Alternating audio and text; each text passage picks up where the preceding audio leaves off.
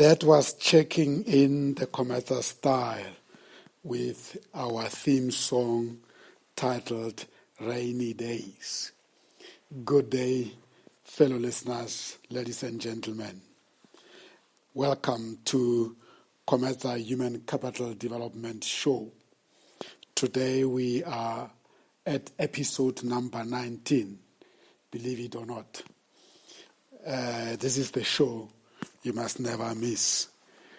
If you want to catch up on the previous shows, you're welcome to just follow us on this platform, and then you will be able to view or listen to the previous shows and also be notified when we go live or when we have downloaded a podcast. The topic for today is positioning employment equity for workplace transformation.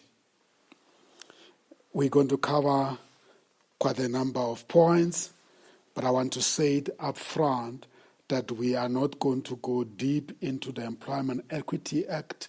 That will come at the future episode, together with going into details in terms of implementation guidelines.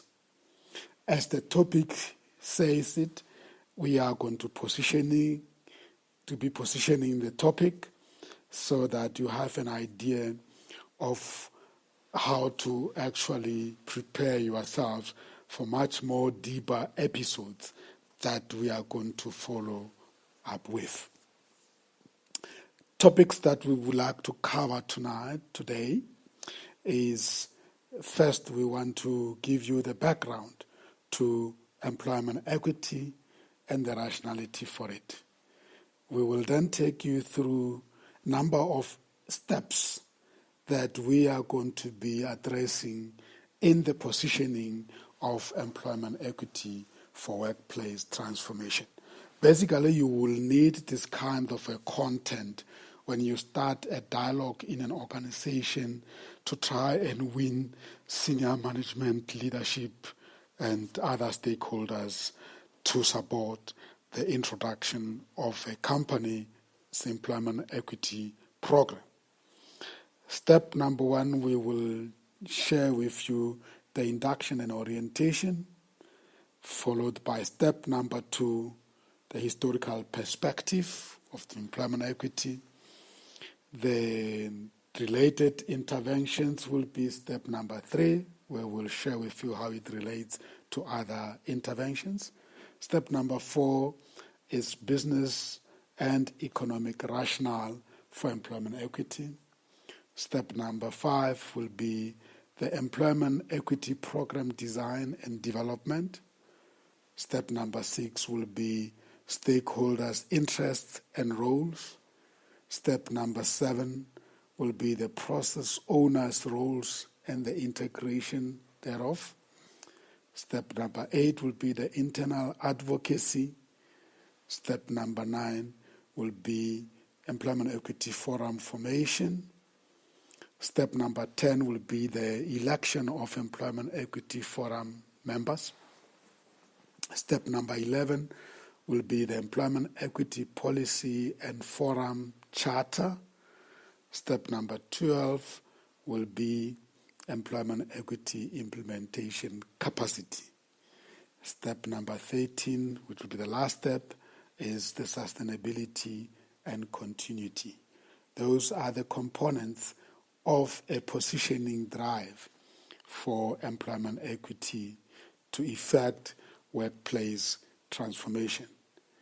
I think we have sharpened your interest, and I would like to allow you time just to settle down, and then I'll be back in a few minutes to then go into details in discussing those steps so that we give you some rich content that will assist you in positioning employment equity for workplace transformation at your organization. We will be back.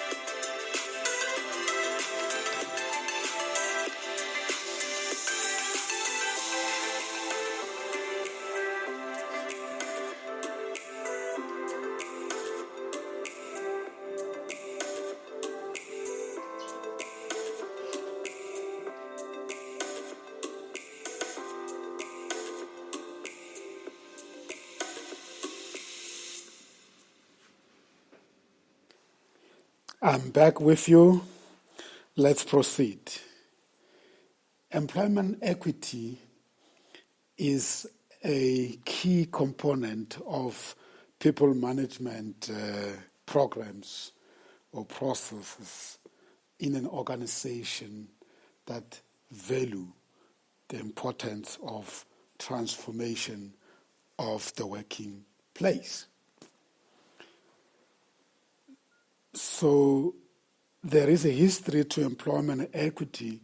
Prior to 1994, there have been a number of initiatives in South Africa, many of them through civil society and many other concerned organizations, some of them South Africans and some of them were foreign organizations, that initiated what we used to call Black advancement programs.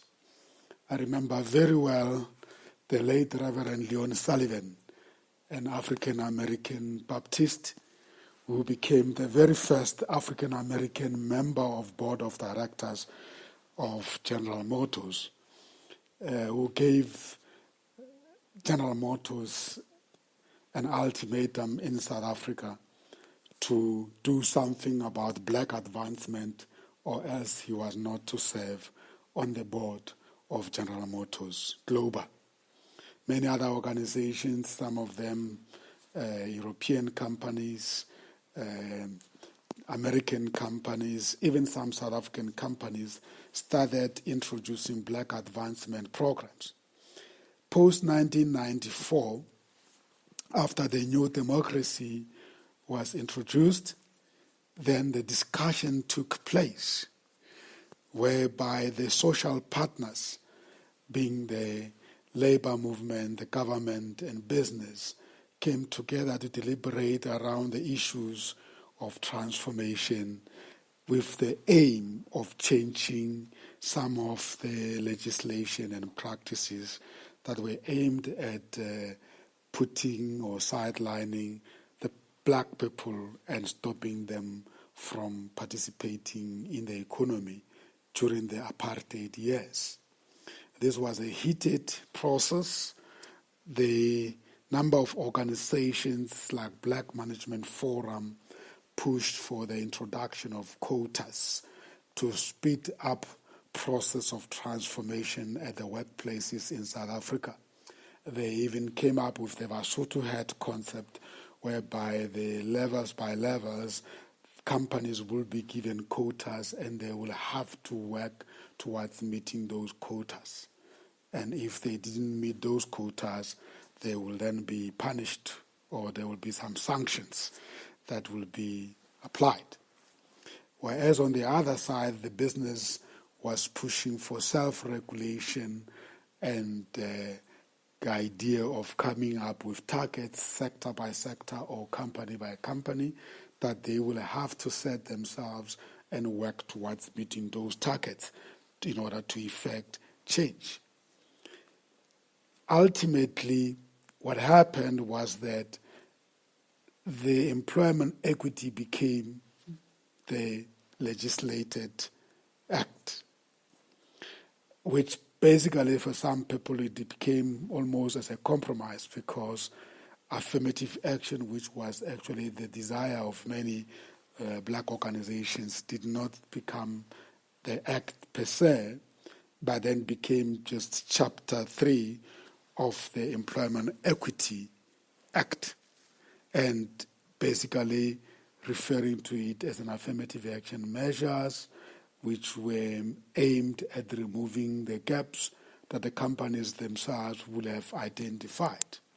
So that's why some people then will regard it as a compromise. But indeed, if companies are serious about it and they apply those measures, it is possible to effect change. So Employment Equity Act number 55 of 1998 came into being, and implementation process followed. So designated employers were given certain time period within which to start with the implementation. An employer who employed then fewer than 150 employees had to submit their first report to the Director General within 12 months after the commencement of the Act, and thereafter every 2 years on the first working day of October.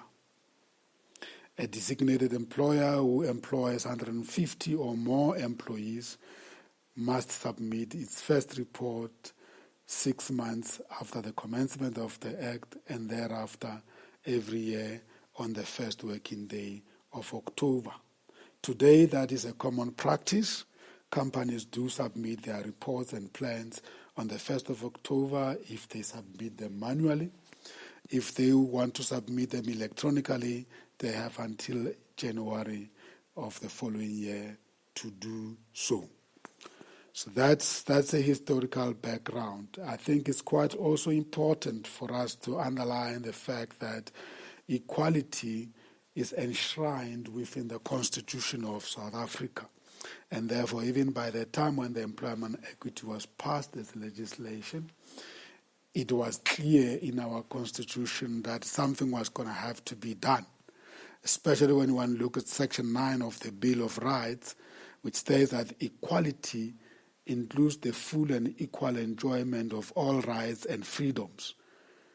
To promote the achievement of equality, legislative and other measures designed to protect or advance persons or categories of persons of disadvantage by unfair discrimination may be taken. So it was already enshrined within the Bills of Rights section of the Constitution that the equality of the society was going to be a priority, and legislation was going to be passed to address the situation of imbalances and disadvantages, especially at the workplace. And that's how employment equity came about. So it is without doubt that employment equity is one of the many strategic competencies for the employing organizations in South Africa, or it ought to be one of the strategic competencies of any organization that employs people in South Africa, be either local or multinational company. Compliance with employment equity by the designated employing organizations is therefore a mandatory condition for doing business in the country. So there shouldn't be any debate about whether it should be done or it should not be done. Whether a company is black dominated in terms of ownership or is white dominated in terms of ownership, employment equity applies. We are therefore, as an organization, Comesa GOC International, one of those organizations that have expertise in facilitating the process of designing, developing, and implementing employment equity as an intervention. So let us help your organization in developing the capacity to master the challenges presented by Employment Equity Act and integrate it into your people management strategies through a tailor-made company employment equity program.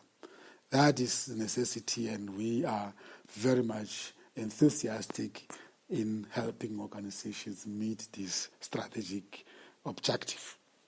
By so doing, your company will achieve competitive advantage in its market sector in South Africa, and our facilitated tailor-made employment equity program will entail quite a number of themes that will probably be very much appropriate to your organization. As stated, in terms of positioning employment equity, there are a number of steps, and we will encourage companies to follow these steps before they actually start with the process of implementing employment equity. Basically, these steps speak to the positioning and promoting the idea, because there are still some organizations which might find it very difficult to have support from the top leadership. So step one is that of induction and orientation. We coordinate and facilitate induction and orientation workshops on Employment Equity Act and the program designed for the company's management and leadership teams. That's where it must start. The management and the leadership must understand the whole employment equity and strategic intention in the purpose of doing it. So the objective is therefore to obtain their buy-in and support for the company's employment equity program, without which it will be impossible for everybody else or anybody else in the organization to follow.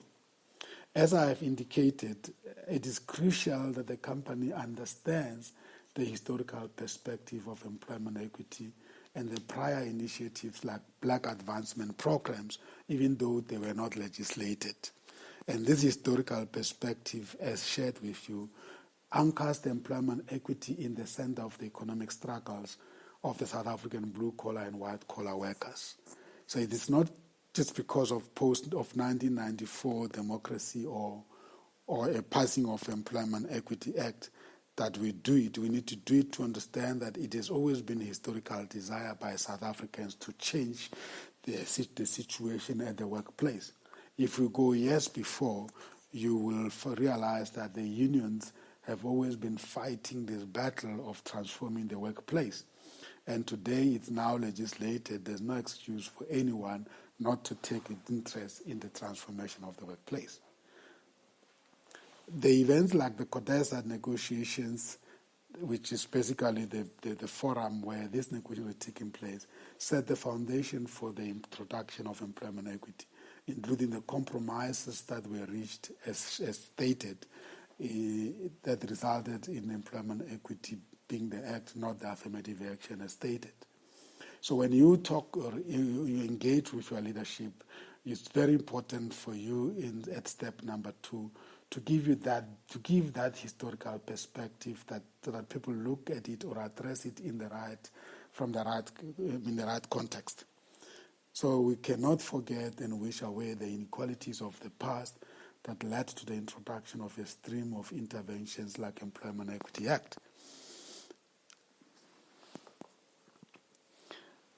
There are some related interventions at step number 3 that needs to be brought into the picture.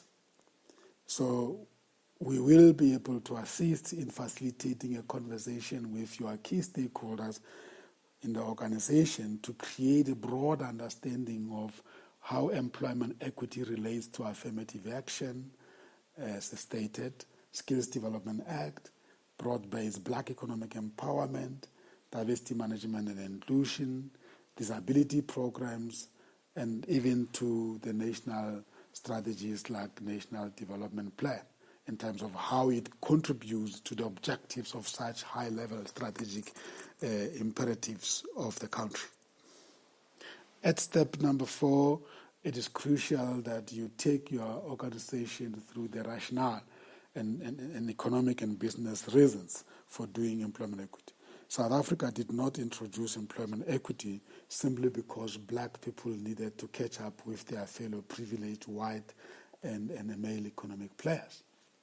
Employment equity is also an economic imperative. We cannot have the majority of our people, most of whom are black and women, sitting on the sidelines as consumers. For the country to grow, for the country to grow the economy, we need an intervention like employment equity to enable the active participation of blacks and women at all levels and in all categories of employment and in all sectors of the South African economy. At step 5, we talk about the program design and development. Annual completion and submission of the EA2 forms to the Employment Equity Registry of the Department of Labor, it's not full compliance in a sense of the way. It is only part of it. A company that wants to fully comply with employment equity will have to do more than mastering the completion and submission of the EA2 forms. It must have a well-designed and structured employment equity program that is transformational, strategic, and operationally effective. The employment equity program should entail empowerment, education, and training of the employees, consultation with the employees, and then producing 5-year plans or 3-year plans depending on the period of your strategy, and of course reporting annually to the Department of Labor by the CEO or the MD of your organization. At step 6, we speak about stakeholder interests and roles that they need to play. Employment equity is an organizational intervention that cannot be implemented by only few company officers. It affects multiple stakeholders, and it is expected that they will also, to a certain extent, contribute in terms of the cultural change. However, the company must possess the ability to formulate the roles that each stakeholder, internal and external, will play in supporting the company's employment equity initiative. Some stakeholders are at strategic levels, others are at administrative, operational, management, and leadership levels. The roles formulation must take these differences in levels of practice into consideration. At step 7, we also want to address the issue of process owners' roles and integration. The implementation and integration of the employment equity into other business processes cannot happen without the process owners in the organization being addressed and being invited to participate. Employment equity must not be viewed as an intruder into the conventional business processes. It must be viewed as add-on that brings in competitive advantage and facilitates transformation of the organization. Therefore, the process owners must be assisted in understanding how employment equity is enriching their processes and work. And after all, they are the champions of their own processes. If they are not brought into the employment equity program, they will ignore and sometimes go to an extent of undermining it. And this is especially the case if they personalize employment equity and view themselves as the non-beneficiaries thereof. They must not forget that the main beneficiary of employment equity is the company itself. At step 8, we speak about internal advocacy. Employment equity is one of those interventions that cannot be forced onto the employees and other stakeholders of the company. One of the sub-programs of the employment equity program is the company's employment equity internal advocacy program. The employees and all other stakeholders must be convinced that employment equity is implemented for the right reasons and it is meant to benefit them too. Once they are convinced, they will become the custodians of employment equity in their areas of work and become the ambassadors of the company's program to the outside public. So this therefore contributes immensely to the company's employment brand and makes it easy for the company to attract the best talent from the labor market. At step 9, we talk about forum formation. When you are positioning employment equity to the management and leadership, it's important to address this point. It is the best practice for the company to establish the stakeholder representative structure, commonly known as Employment Equity Forum. Some companies will call it Diversity Management and Inclusion Forum, but the employment equity will then be a program within that forum. It is the forum that is made up of the employees at all levels, in all categories in the company, and it is representative of the diversity in those organizations. It's a reflection to a certain extent, as much as is doable. So the members of the forum must be inducted, they must be oriented and empowered and trained to be able to deliver on those best practices, that the roles that the forum is expected to play in supporting the company strategically and practically operationalizing the employment equity program. Step 10 talks to how then the forum members are elected.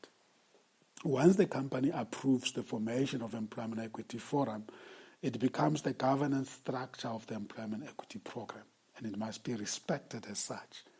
So the process of nominating and electing the members of the Employment Equity Forum must follow approved standard operating procedures, which will then probably be reflect or covered in the forum charter or the policy of the company on employment equity.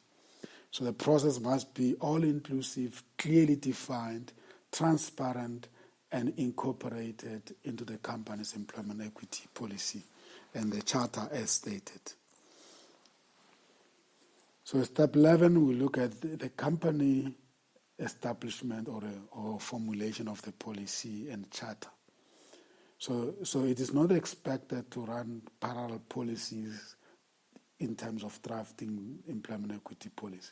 The same process that the company follows in drafting and approving its own policies must be followed in terms of employment equity policy formulation. We also look at the step 12 that speaks to the capacity to implement. It is advisable that the company delegate the implementation of the employment equity program to the divisions and departments of the company. And this is more so for companies that are big and with diversified business units and divisions. So the identification, training, and development of those divisional employment equity champions is one of the best practices and is highly recommended. And these champions will make sure that the management of the divisions of the company do not ignore the employment equity program of the company. They localize the ownership of the company's employment equity program within the divisions, and therefore in that way contribute to the delivery of the overall company employment equity strategy. At step 13, we look at the sustainability and continuity. We at Cometa pride ourselves with the ability to go beyond the conventional consulting and employment equity. We bring in coaching, mentoring, and advisory services in supporting the company's employment equity officers, the champions, process owners, forum members, management, and leadership.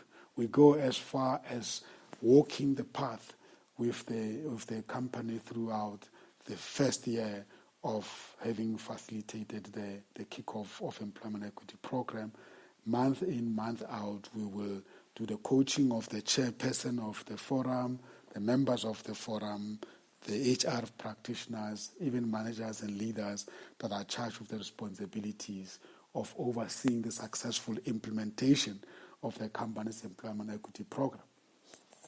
And that will ensure sustainability and continuity beyond our days of being involved as facilitators, advisors, consultants, coaches, and mentors. In other words, we become the company's partners on a long-term basis to ensure that the company succeeds in making the implementation of employment equity program its core strategic competence. So those are the high-level steps that are necessary, and they need to be in the design of the employment equity program and need to be addressed fully. If those steps are addressed in that manner, it becomes very easy once the company has put together the employment equity program and it then starts the process of implementing it. And in that way, the company will be substantively complying with the employment equity requirements rather than just getting a consultant in and out and drafting the programs and then only then inviting the stakeholders to come part of it. That will be unacceptable. We are very happy that we have done so many of this and we are continuing to do so, and we tend to carry the best practices and bring it into our organizations that we will be assisting in the implementation of the program. Should you be interested to talk to us about this topic, give us a call at +2711 974 9308 or call us at our mobile +27 72 376 7503. You may also drop us an email at callcenter at cometa-goc.com. Call center spelled CALLCENTRE, and is at cometa-goc.com. We look forward to hear from you, and we will be very glad to work with you and help your company develop a core competency around the Employment Equity Act, the program, and the implementation thereof. Goodbye. We'll see you in the next episode. We check in with another beautiful song. You take care. Till next time.